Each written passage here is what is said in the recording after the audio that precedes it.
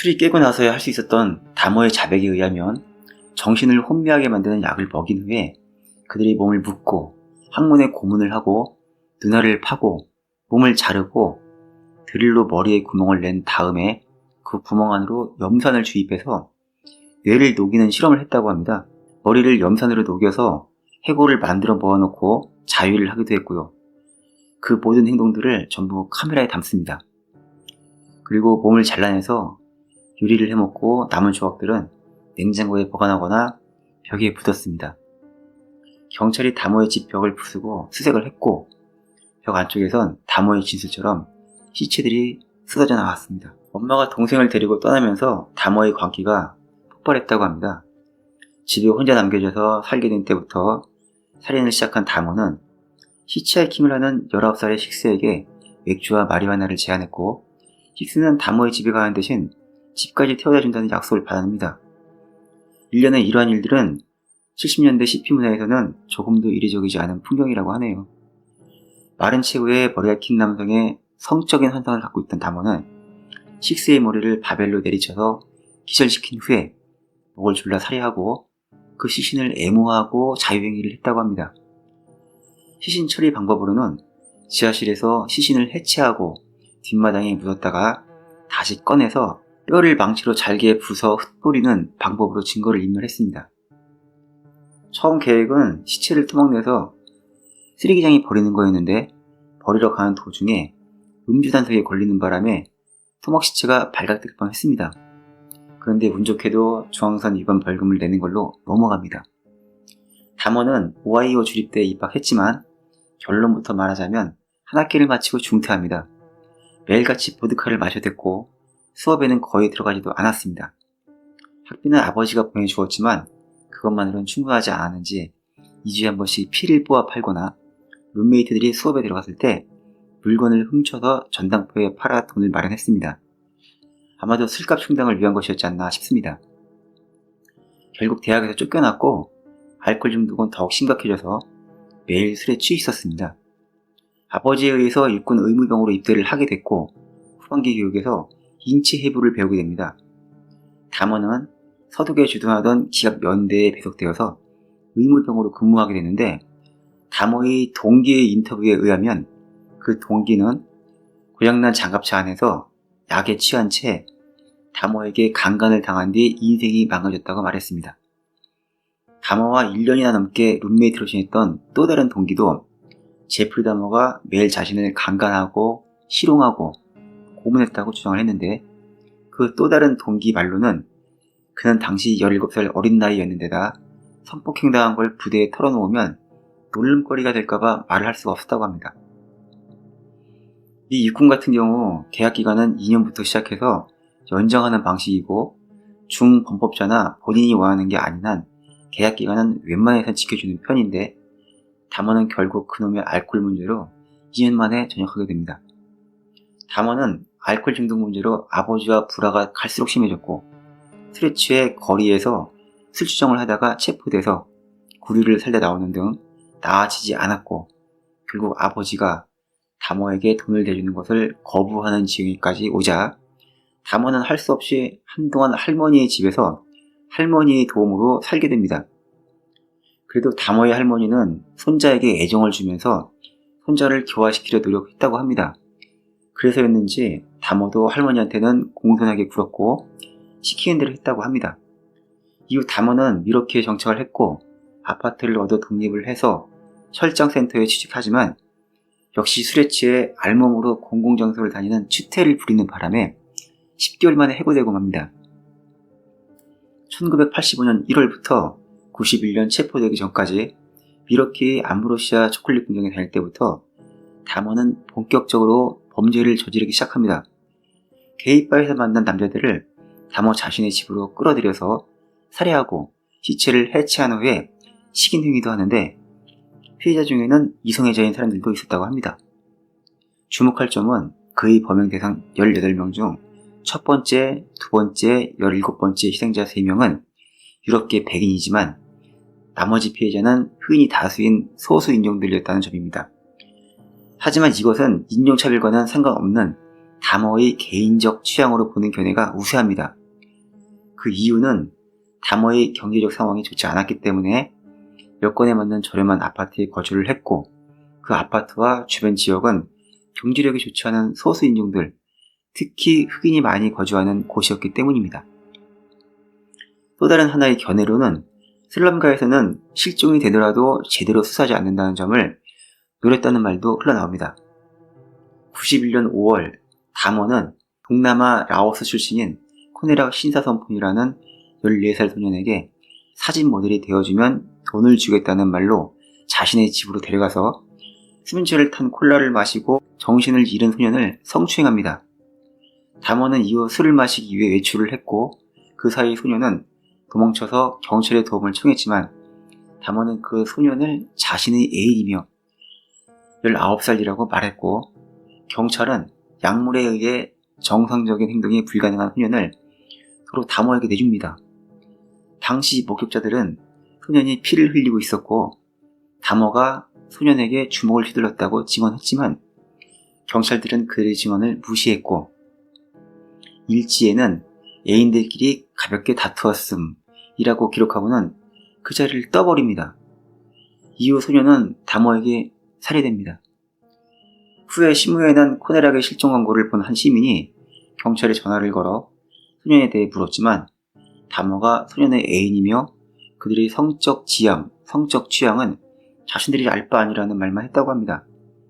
이후 2달간 다머의 범죄는 이어졌고, 후일 수사 과정에서 미러키 경찰은 언론과 여론의 집중 포화를 맞아서 경관들의 책임을 인정했지만 소년의 죽음의 대가를 치른 건 제프리 다머 한 명뿐이었으며, 소년의 죽음에 책임을 져야 할 이 경관들은 무죄 판결을 받았고, 해임에 대한 항소심에서 승소하자 경찰 노조에선 직업을 되찾기 위해 정당하게 싸운 올해의 경찰관으로 선정되면서 사람들의 분노는 말이 아니었다고 합니다. 데니스 일리치는 미러키 경찰청장으로 승진을 했고, 존 발처작은 정년퇴직합니다. 다머는 코네락을 살해하기 몇 년 전에 코네락의 형을 납치해서 성추행한 죄로 징역 1년형을 받은 적이 있습니다. 이 성추행 사건 이후에 연쇄살인이 본격적으로 벌어졌기 때문에 다머가 사회로 풀려나는 대신 정신병원에서 치료를 받았다면 어쩌면 그 이후 잔인하게 죽임을 당한 사람들은 나오지 않았을 확률도 존재하지 않나 하는 생각도 해보게 되는 대목입니다. 91년 7월 다머의 엽기살인이 막을 내리게 되는 사건이 발생합니다.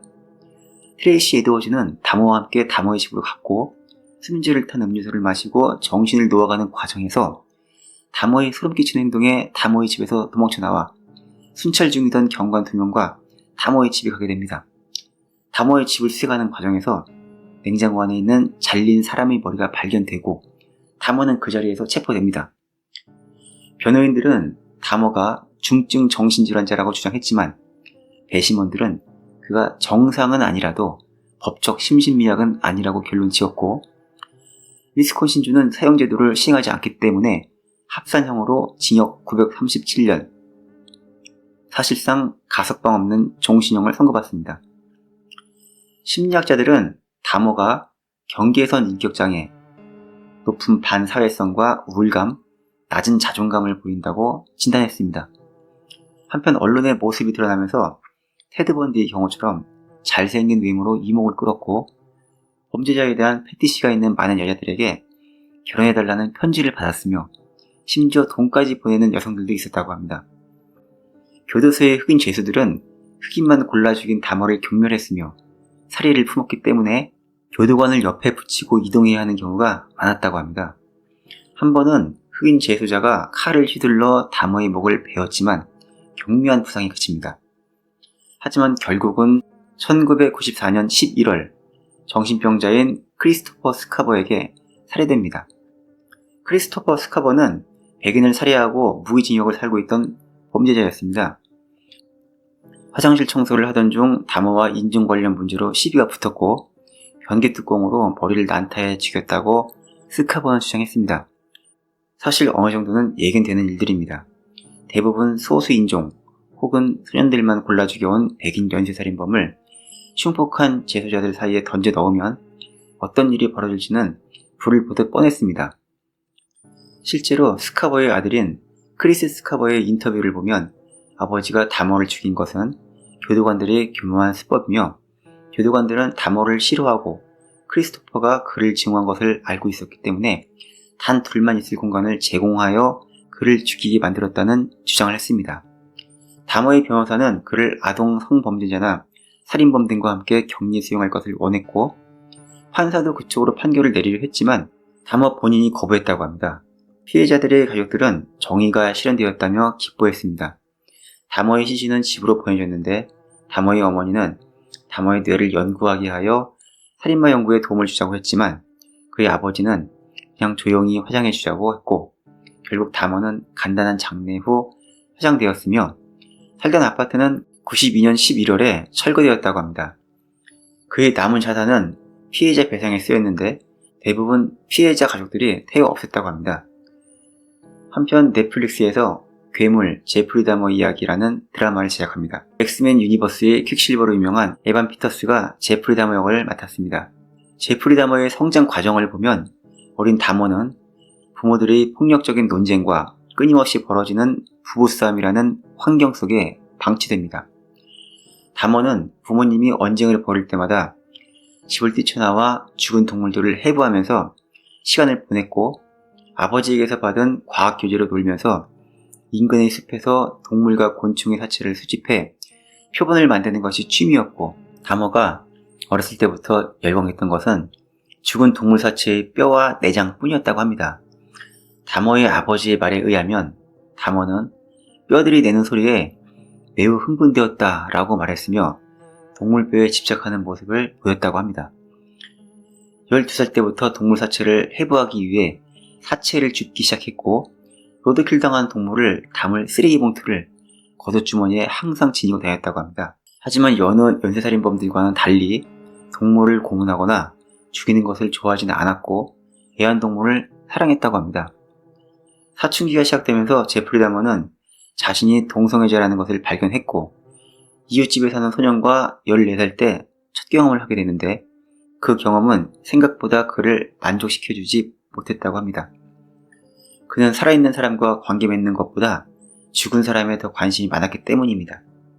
다머는 시체나 내장에 대한 흥미를 가지게 되었으며 이러한 현상은 시간이 지남에 따라 빈도와 강도가 증가했으며 결국에는 시체에 대한 관심과 네크로필리아 행위가 싹트게 됩니다. 시체에 대한 집착은 점점 더 커져갔고 급기야 살인을 하기로 마음먹습니다. 다머는 몇 달 동안 집 앞을 매일 지나치는 젊은 남자를 주시하고 쓰러진 그의 몸을 어루만지면서 성행위를 하고 싶다는 생각에 사로잡혀 야구방망이를 들고 숲을 속에 숨어 남자가 지나가기만을 기다렸지만 기다려도 그가 오지 않자 결국 다머는 이 생각을 단념합니다. 다머는 이 사건이 자신이 누군가를 공격하려는 첫 시도였다고 말했습니다. 다머는 평균 이상의 지능을 가진 것으로 평가되기도 했지만 여러 학내 활동을 했음에도 친한 친구가 없고 괴롭힘을 당하는 외로운 괴짜로 여겨졌다고 합니다. 학교 수업에는 무관심했고 사교성이 없어 친구는 적었지만 그래도 선생님에겐 예의 바르고 폭력적인 성향은 보이지 않았다고 합니다. 사실 다머의 학교 친구들도 그가 단순한 괴짜가 아니라 섬뜩한 사람이라는 것을 느끼고 있었기 때문에 학교 이외의 다른 곳에서는 잘 어울리려 하지 않았고 다머와는 평범한 대화가 잘 안 되는 느낌이었다고 합니다. 한동안 다머는 어머니의 경련과 간질 발작을 따라하는 장난으로 동료 학생들이 관심을 끌게 되어 컬트적인 다머 팬클럽이 생겼고 드잉어 다머 같은 유행어도 생기는 등 우스꽝스럽고 이상한 행동을 하는 사람의 전형이 되었지만 학창시절 내내 그는 투명인간 같은 존재였다고 합니다. 다머는 14살 때부터 몰래 술을 마시기 시작했고 수업 중에도 마리화나를 피우거나 도수 높은 술에 취해 있었다고 합니다. 이른 아침부터 취해 있는 경우가 많았고 술을 숨겨와서 교실에서 마셨는데 그 이유는 술을 마시는 걸 가족들에게 들키고 싶지 않아서였고 음주를 남에게 숨기는 것은 알코올 중독자들의 흔한 행태입니다. 반 친구가 술에 대해 다머에게 물었을 때 다머는 알코올이 그의 약이라고 대답했다고 합니다. 아버지와 어머니의 결혼 생활은 1977년 8월 마침내 끝이 났고, 그 후 몇 달 동안 다모의 가정생활은 부모의 지속적인 이혼 절차와 남동생의 양육권 분쟁으로 엉망이 됩니다. 1978년 6월 다모가 고등학교를 졸업할 무렵 그의 반 친구들 대부분은 그의 음주 때문에 그를 외면했다고 합니다. 그 후 제프리 다모는 부모님 집에서 혼자 살았고 1991년 그가 체포된 후에야 연락이 재개됩니다. 모든 죽어있는 것, 썩은 것, 타락한 것에 열광적으로 끌리는 성향이고, 살아있는 것은 죽은 것으로 변모시키려는 정열이며 파괴를 위하여 파괴하려는 정열이다. 네크로필리아는 시체의 성욕을 느끼는 성도착증입니다. 시체 애호증, 시간증, 시체 성애증 등으로 불립니다. 일반적으로 시체를 대상으로 성교나 자유행위를 함으로써 성적 쾌감을 얻는 것에서부터 시체 또는 유골을 곁에 두거나 시신을 절단하고 먹는 행위 등 다양한 형태로 표출이 됩니다. 또한 네크로필리아는 성도책 가운데서도 극히 드문 형태이며 세디즘이나 패티시즘과 관련이 있습니다. 세디즘은 상대에게 고통을 주고 고통스러워하는 것을 볼 때 비로소 성적인 만족감을 느끼는 이상 성격을 말합니다. 패티시즘은 도착증의 일종이며 파셜리즘과 묶어 성적 패티시즘이라고 불리우고, 남이 입었던 양말, 속옷 등의 무정물과 발과 같은 생식활동과 무관한 신체 일부 등에서 성적 흥분을 얻는 것을 말합니다.